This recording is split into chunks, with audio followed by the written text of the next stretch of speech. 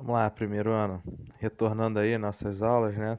Terceiro bimestre, página 664, tá? Geografia da população, né? Antes da gente começar também, espero que todos estejam bem, né? A gente tá passando aí por esse desafio, né?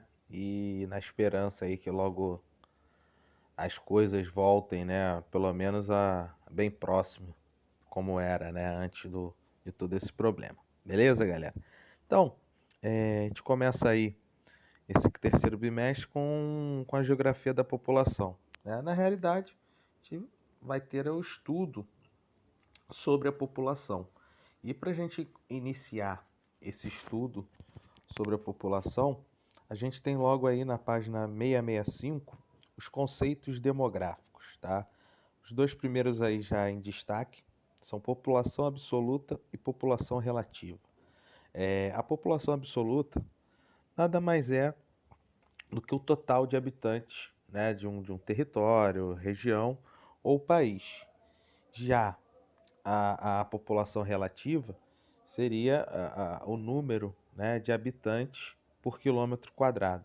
Mas ainda em cima da população absoluta, ela, uma população, né, ela não, uma população pode ser classificada dentro do conceito de absoluta de sendo populosa ou não, né? E aí, quando um país ou uma região vai ser considerada populosa?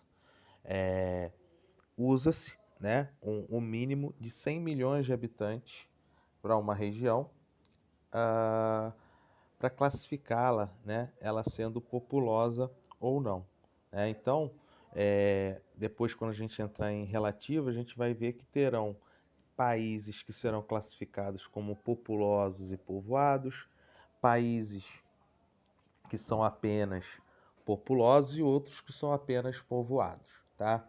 É, Seguindo então, a população relativa, ela vai nos mostrar a quantidade de habitantes por quilômetro quadrado. Ela também pode ser chamada de densidade demográfica, tá? E aí dentro desse conceito, eu vou escrever aqui de densidade, né? Então, ela é. Eita, esse. Não foi a melhor letra H, né? Deixa eu ver se agora vai legal. Então habitantes por quilômetro. Isso é horrível a letra. Então habitantes por quilômetro quadrado. Nada, o que é isso? Nada mais é do que uma divisão. Então você vai ter total de habitantes dividido, né, pela extensão do território. Então, quando a gente pega, no caso o Brasil, nós temos 200, aproximadamente, né, 210 milhões de habitantes e um pouco mais de 8 milhões de quilômetros quadrados de território. Quando nós fazemos essa divisão, a gente vai alcançar a densidade demográfica ou a população relativa do Brasil. Se o resultado, né, dessa divisão for mais de 100 habitantes por quilômetro quadrado, a gente vai falar que esse território ele é povoado. Quando a gente tem menos de 100 habitantes por quilômetro quadrado, ele é considerado, né, ou classificado como não povoado, que é o caso do Brasil. Apesar de nós sermos um país populoso, nós não somos povoados.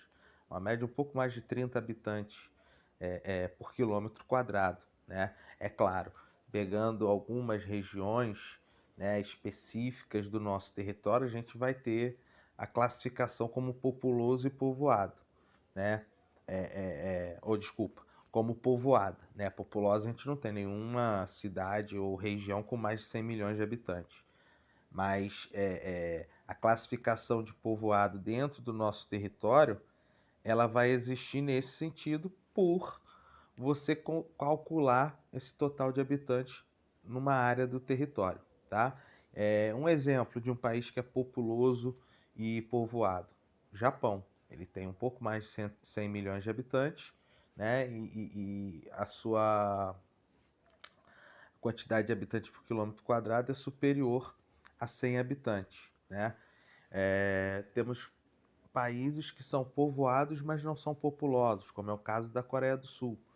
Tem algo ali em torno de um pouco mais de 60 milhões de habitantes, então não é populoso, mas uma população relativa acima de 300 habitantes por quilômetro quadrado. Então, portanto, é classificado como povoado. Beleza? Seguindo aí, nós temos a taxa de natalidade, tá? Aumentar aqui para a gente ver apenas a fórmula. Ela é medida pelo número de nascimentos em um ano, né? E a população total, né? Vezes 1000. Então, quando nós observamos a taxa de natalidade, né, de uma região, então, por exemplo, a taxa de natalidade do Brasil, então ela apresenta ali 15%, né, 15 por mil. Então, a cada 1000 habitantes, nascem 15 crianças, tá? Outra taxa importante, né, para a gente saber ou entender sobre o crescimento da população, né, junto à taxa de natalidade, é a taxa de mortalidade, que é o número de mortos vezes 1000 dividido pela população total. Quando nós pegamos a taxa de natalidade, né, e diminuímos da taxa de mortalidade, nós teremos o crescimento vegetativo. E aí, é claro, se o resultado, né, dessa conta, então a expressão é, vou botar aqui,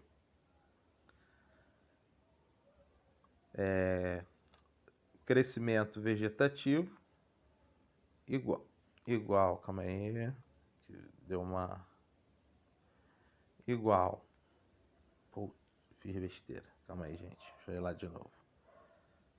Crescimento vegetativo, não, vermelho não. Não, já vai fazer alusão ao que não tem nada a ver.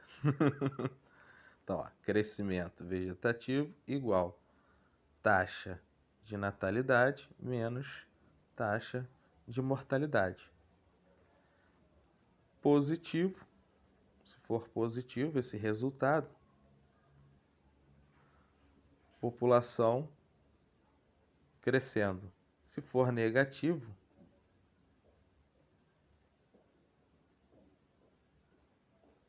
população diminuindo, tá? Ah, professor, então para que a gente precisa saber disso? É importante, né, um país saber o crescimento vegetativo pela necessidade de investimentos, né, em determinadas áreas. Isso vai direcionar o governo às áreas que mais necessitam de investimento. Então, um exemplo, a população brasileira, se ela estivesse crescendo num ritmo muito acelerado, quais áreas, né, do país deveriam receber mais investimentos? Setor de saúde, para tentar controlar esse número elevado, né? E a educação, porque são crianças, né, que estão nascendo e vão necessitar dessa educação. É importante, né, esse controle da natalidade para que esses gastos não sejam excessivos e acabem provocando, né, o empobrecimento de uma população. Então, alguns países que têm uma população muito grande, e aí o principal exemplo, né, a China, ela tem políticas de natalidade.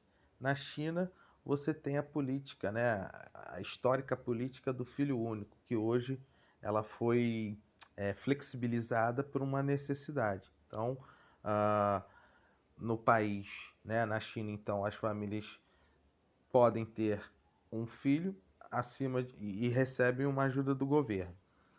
A partir do segundo filho, essa ajuda né, para o segundo filho não existe, você tem que pagar uma multa. Do terceiro filho em diante, além da multa, você pode ser convidado a se retirar do país. Tudo isso com o objetivo de controlar o crescimento da população. E mesmo assim, a gente está falando, né, do país com a maior população mundial. A partir do início dos anos 2000, o que se observou? Havia um número muito grande de homens na população chinesa e um número reduzido de mulheres, porque é um país patriarcal, né? Então, infelizmente, ali a figura do homem, historicamente, era que era valorizada e as mulheres não. E aí, aliada essa política do filho único, infelizmente, quando nasciam meninas, a maioria das vezes eram abandonadas, né?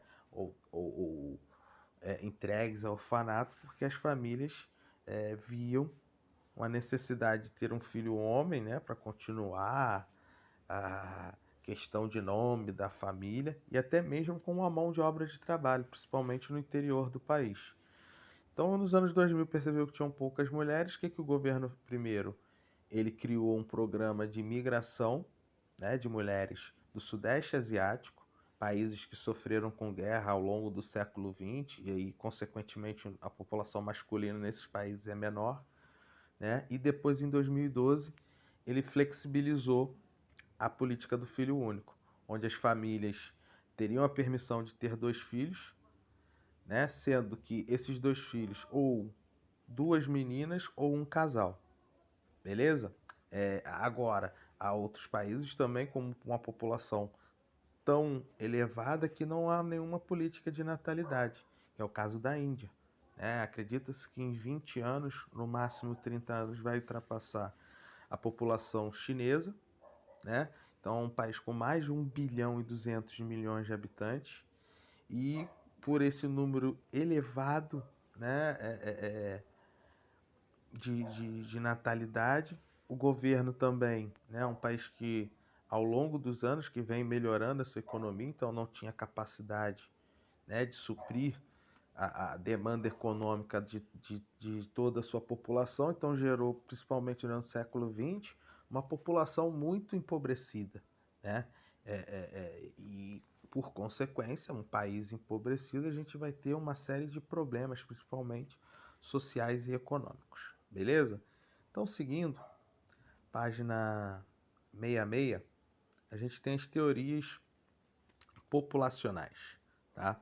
A primeira, então, são pensadores que passam a analisar esse processo de crescimento populacional, tá? E a primeira delas, eu vou aumentar um pouco aqui a imagem, foi desenvolvida pelo economista e também monge, né, Thomas Malthus, entre já no século XIX, e ele acreditava, né, no final do 18, início do 19, em que ele acreditava que o ritmo de crescimento da população acelerado seria muito maior do que a produção de alimentos, tá? E ao longo dos anos isso traria um colapso, ia faltar comida para abastecer toda a população mundial. Antes de eu até explicar em que ele se baseou, a gente já vê que isso é furado, né? Você tem países como o Brasil, são grandes produtores de alimentos, está entre os maiores do mundo e mesmo assim existe pobreza. A condição de alimentação não está relacionada à produção, né? E sim, principalmente é uma questão econômica. Se você não tem dinheiro para comprar, infelizmente, essa população passará fome, né? E aí no que ele se baseou? Qual a teoria dele? Ele pegou estudos, né, teorias matemáticas e relacionou com esse estudo da população. Então, para ele afirmar que a população cresceria num ritmo mais acelerado que a produção de alimentos, ele destacou, deixa eu aqui grifar para vocês observarem, que a população humana cresceria em PG, progressão geométrica. Então perceba, ia dobrando, 2, 4, 8, 16, 32 e assim por diante. E a produção de alimentos, PA, progressão aritmética. Um, dois, três, quatro, cinco. Consequentemente, em determinado momento, a fome, né, seria gerada no mundo. E ele indicava, principalmente, que a fome é, ocorria já naquele momento porque países mais pobres tinham uma taxa de natalidade muito elevada e em determinado momento eles não conseguiriam suprir a necessidade da população, tá? Depois da teoria malthusiana, já aí ou de, seguindo também essa linha do Malthus, veio a neomalthusiana, tá? Ela ocorreu ali na segunda metade do século XX, tá? Principalmente após a Segunda Guerra Mundial, onde os países desenvolvidos eles afirmam, seguindo, né, os princípios, como está aqui escrito, seguindo o pensamento de Malthus, então culpando, né, o crescimento exagerado, o aumento da pobreza às nações subdesenvolvidas, né, às nações mais pobres, e tudo aquilo era consequência, desculpa, deu um pigarro, era consequência de que os países não tinham controle da natalidade, né, dos nascimentos, e por isso o país se empobrecia. E para bater de frente com essa teoria, no mesmo período surge a teoria reformista, que vai de encontro ao que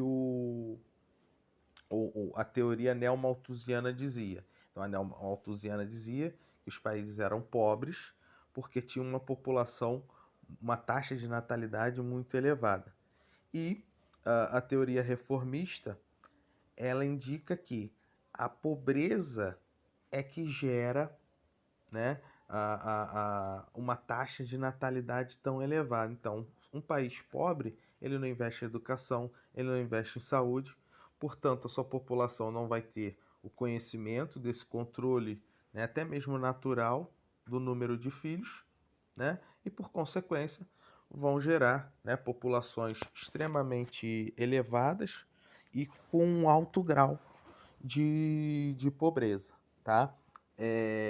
Claro, fica muito nítido que a teoria reformista é a que condiz com a realidade, né? Os países são pobres.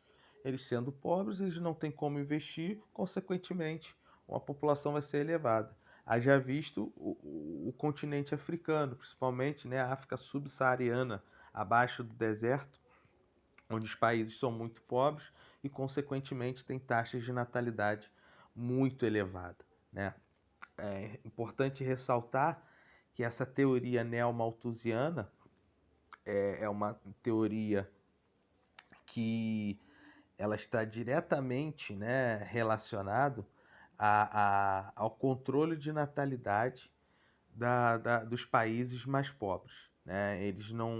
Eles indicam ou acreditam, né, acreditavam que o controle de natalidade nos países desenvolvidos ocorria de forma natural. Como assim de forma natural? A população, né, vendo as suas necessidades, o custo de vida, pesaria no número de filhos, né, que passariam a ter. Tá?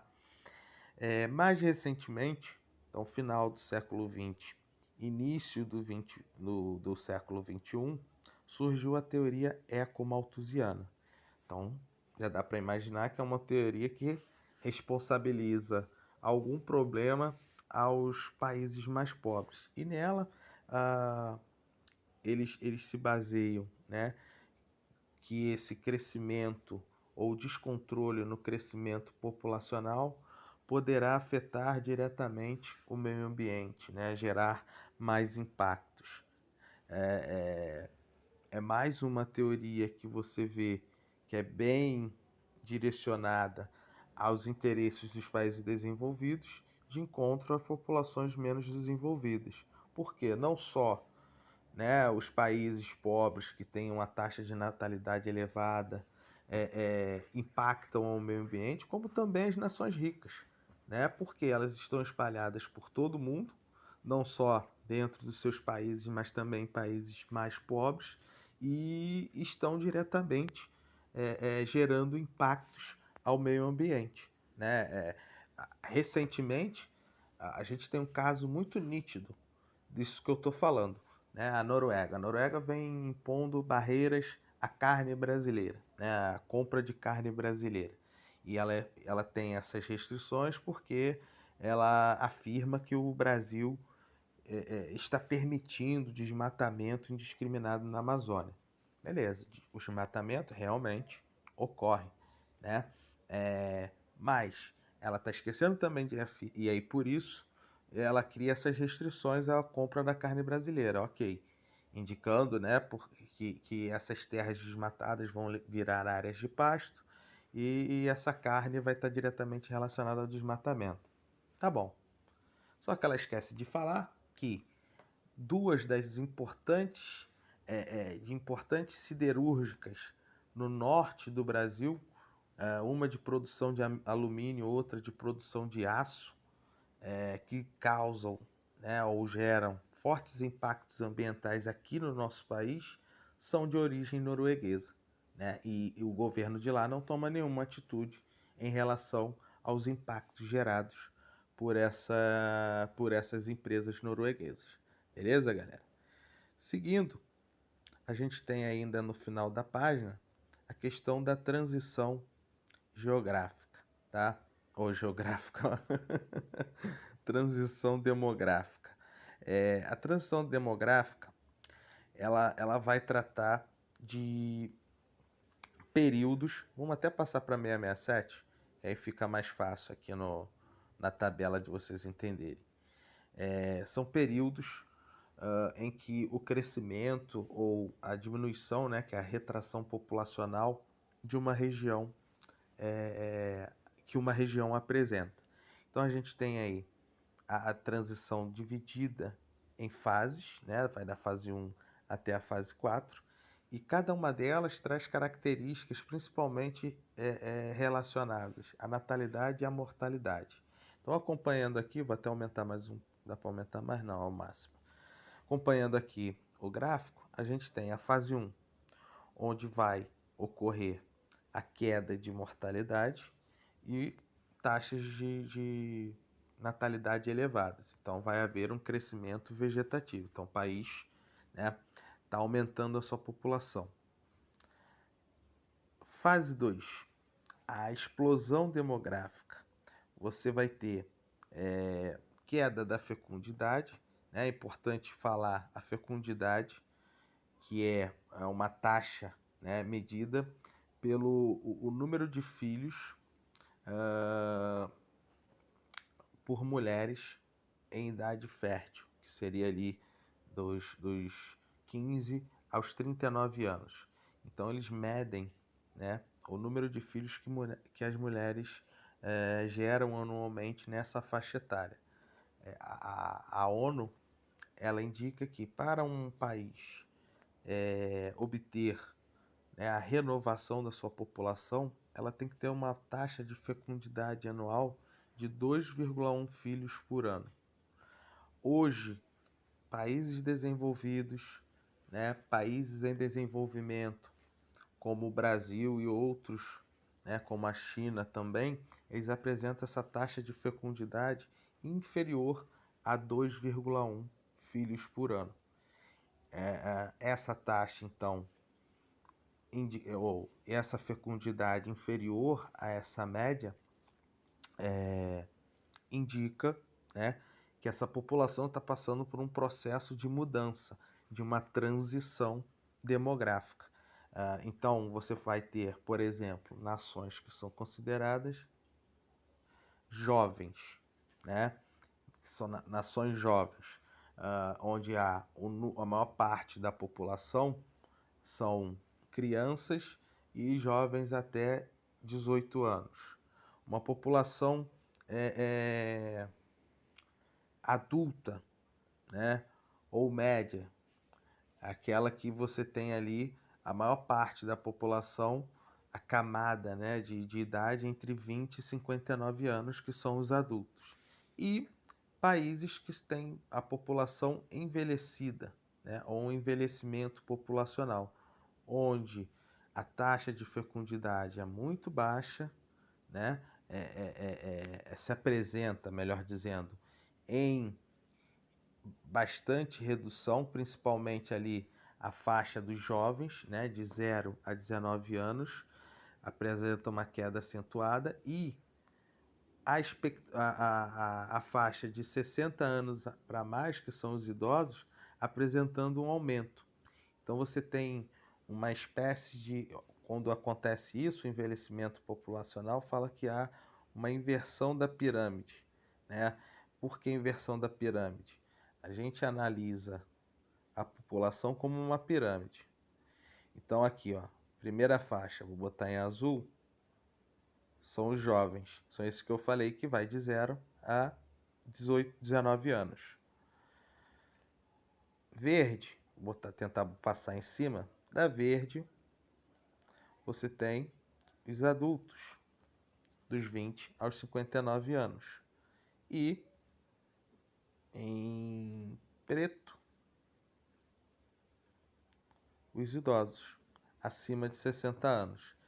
Essa pirâmide etária, tá? Mais à frente ali a gente vai falar, ela é dividida, né? De um lado a gente vai ter mulheres e homens, e há sempre uma variação. Normalmente, a metade da pirâmide das mulheres sempre apresentam a população superior à masculina. Isso se dá principalmente por questões do cotidiano de algumas cidades, como a violência, né? E também da saúde, onde as mulheres se cuidam, né, melhor do que os homens. As mulheres fazem tratamentos médicos, né? Os homens normalmente só vão ao médico quando eles já estão com um problema um pouco mais sério. Então, consequentemente, você vai ter um número maior, né, de mulheres. E aí, esse processo do envelhecimento que eu estou falando, o que a gente vai ver, então essa aí é uma pirâmide, essa que eu mostrei aqui é considerada uma pirâmide jovem. Vou botar aqui. E J, isso é um J, tá, gente? Jovem. Agora, países que têm envelhecimento populacional seria esse processo, a inversão da pirâmide. A faixa de jovens está diminuindo, né? E a faixa de idosos, mais de 60, ela está aumentando. Beleza, galera? Então vamos lá, seguindo. Fase 2, eu já falei, né? A queda de fecundidade. Eu comecei falando, né? Desculpa. Vai ter a queda então da fecundidade, mas ainda apresentando um crescimento vegetativo elevado, tá? E aí é uma fase da chamada explosão demográfica. Isso é resultado ainda da fase 1, onde você tinha, né, uma taxa de natalidade muito elevada. A partir dessa fase 2, a gente entra no processo da transição. A fecundidade passa a ter quedas constantes, ano a ano, tá? E o crescimento vegetativo começa a se mostrar mais moderado. Aquele ritmo de crescimento onde antes era muito elevado, ele começa a diminuir. E a fase 4 é onde você tem um, aqui está, né, como regime demográfico, como que se apresenta a população atualmente, onde a mortalidade é baixa, principalmente nos países que eu destaquei anteriormente, né, desenvolvidos e em desenvolvimento como o Brasil. A fecundidade também se apresenta baixa, mas com algumas, né, flutuações, e que já vai nos indicar um processo de envelhecimento populacional.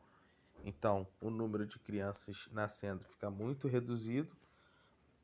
Países que apresentam condições de melhoria na saúde vão apresentar maior expectativa de vida, então a população acima de 60 anos, né, vai viver cada vez mais.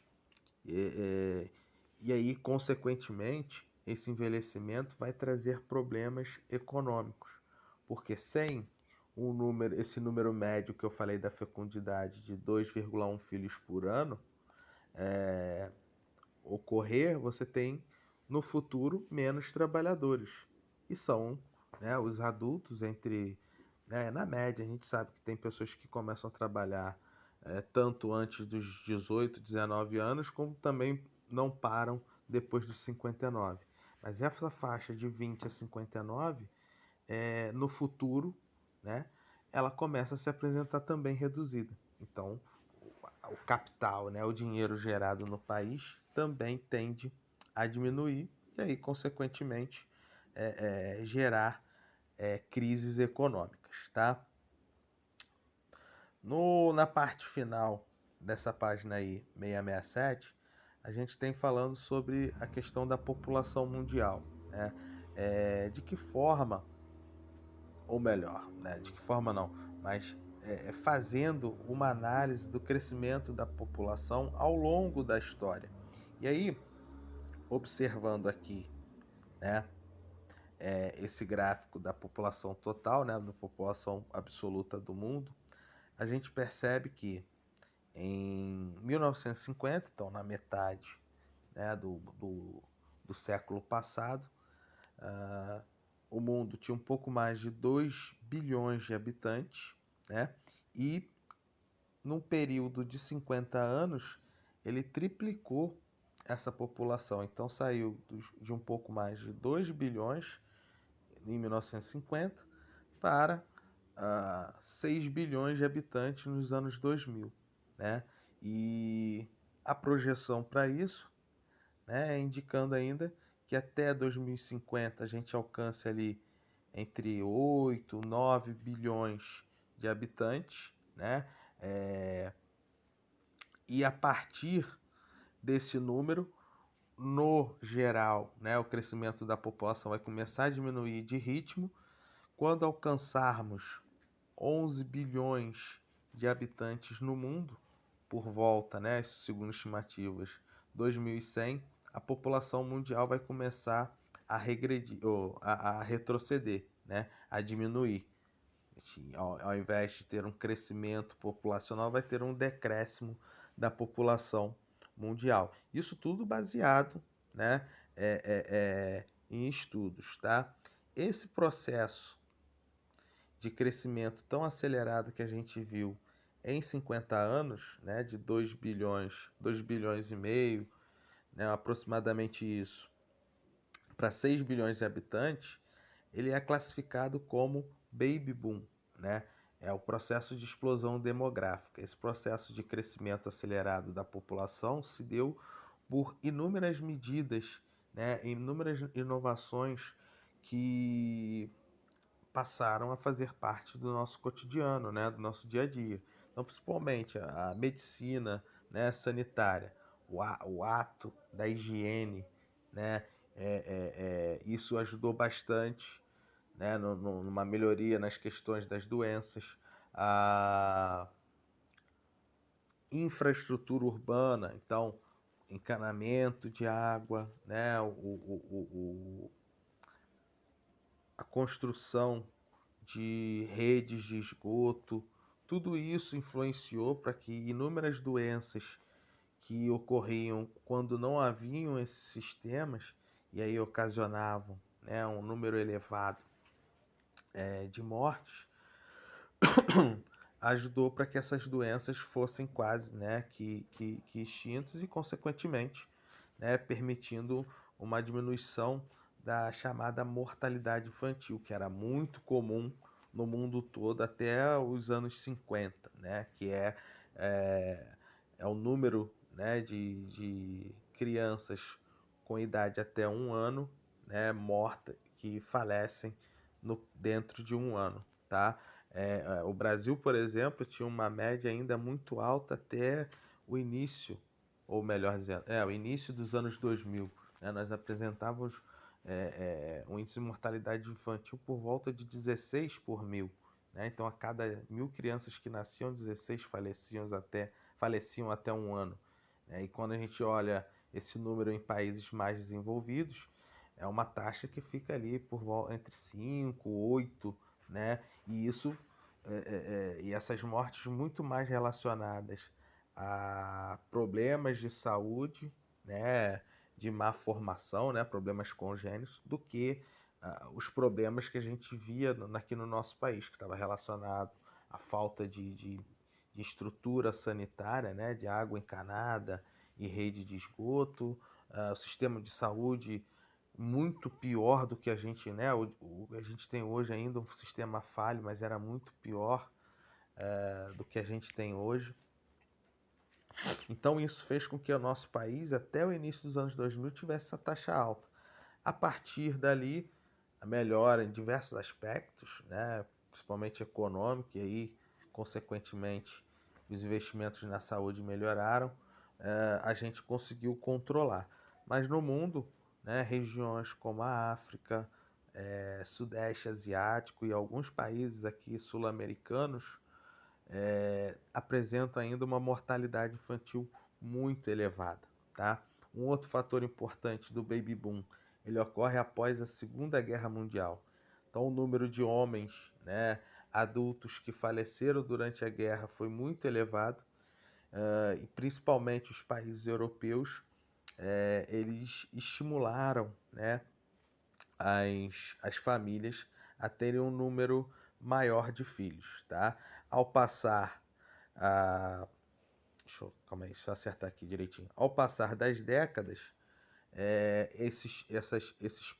a população, né, desses países foi entendendo, né, que não era mais necessário, questão do custo de vida. Aí entra aquilo que eu falei, a questão de um controle, né, de natalidade natural, que envolve também o nível educacional, né, extremamente elevado desses países, dá uma consciência maior à sua população, que por consequência, né, controla o seu número de filhos.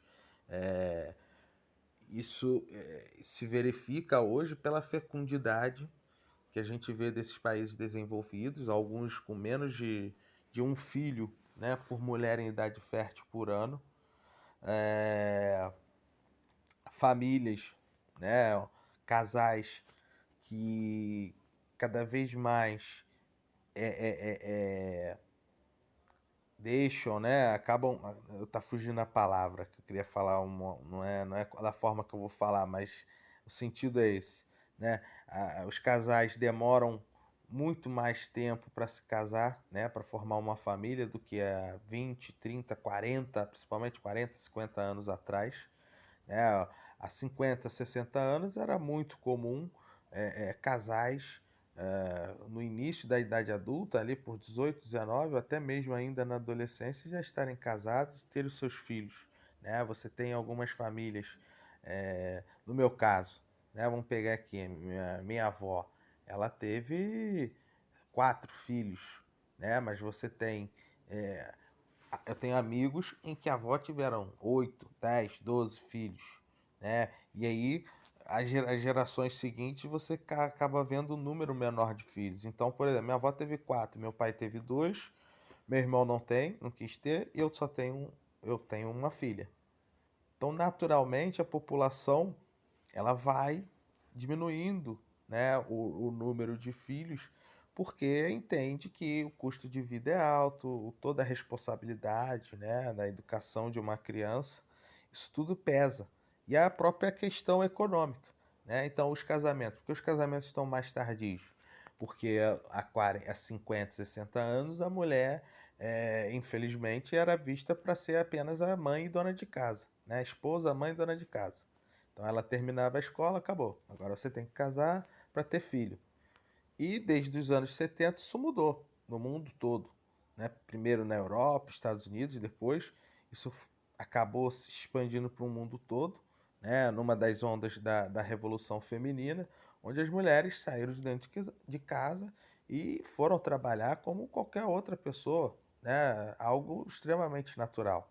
Então as mulheres passaram a ter mais espaço no mercado de trabalho, passaram a ficar mais tempo, né, no ambiente educacional, né? Então hoje, numa média, né, segundo estudos, os casamentos, por exemplo, na Europa, em média ocorrem com os casais acima dos 30 anos, né? Isso em países desenvolvidos é muito comum e, consequentemente, esse casamento tardio acaba gerando também, né, filhos, um número de filhos menor. É claro que isso é em média, principalmente se a gente olhar o nosso país, não é algo natural, né? Não é algo natural, não é algo que acontece. As camadas mais pobres, a gente ainda tem famílias com um número um pouco mais elevado de filhos, né? Três, quatro, mas famílias com o poder aquisitivo um pouco maior, né? Ou acesso maior à educação, acabam tendem, né, a ter um número mais reduzido de filhos. É claro que também existem as exceções, pessoas que querem ter três, quatro, e aí, tendo a condição e a responsabilidade, não há, né, nenhum problema em ter esse número de filhos, tá? Seguindo aí, final da 668, a gente tem as pirâmides etárias. Como eu já apresentei para vocês, né? Aqui uma representação melhor, né, daquele desenho horroroso que eu fiz anteriormente. Então, olha lá, ó, países com população jovem, a base da pirâmide mais larga, né, e o topo extremamente estreito, porque a expectativa de vida é baixa.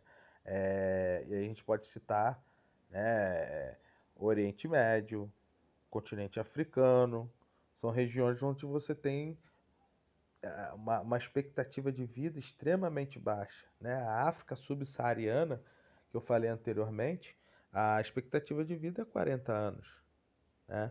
O Brasil, que se encaixa nesse segundo grupo da transição demográfica, a gente tem aí uma expectativa de 76 anos. Se formos para países mais ricos, essa expectativa supera alguns, né, a marca dos 80 anos. Então, a diferença, né, no ritmo de crescimento da população fica muito nítido. E fora isso, a condição de vida a gente consegue ter uma ideia, né, pela pirâmide etária, se esse país ou região apresenta ou não um grande desenvolvimento social e econômico, tá? Então a segunda aí em destaque que eu falei que o Brasil se encaixa é de transição demográfica. O que que vocês percebem? Ele perde todo o formato da pirâmide, a base se estreita, né? A população adulta ainda larga, né? O meio da pirâmide largo. E a faixa, deixa eu ampliar aqui para vocês. E a faixa dos 60, acima dos 60 anos, deixa eu só marcar aqui para a gente ver legal. Ó, foi errado. Ver legal. Aí vai na 59. Então aqui, ó, a faixa dos 60 anos começa, né, a apresentar. Por que esse vermelho apareceu aqui embaixo? Deixa eu tirar, gente. Calma aí, rapidinho. Então essa faixa aí dos 60 anos começa a apresentar um, um alargamento, né? Isso se dá pela melhoria na questão da expectativa de vida, tá?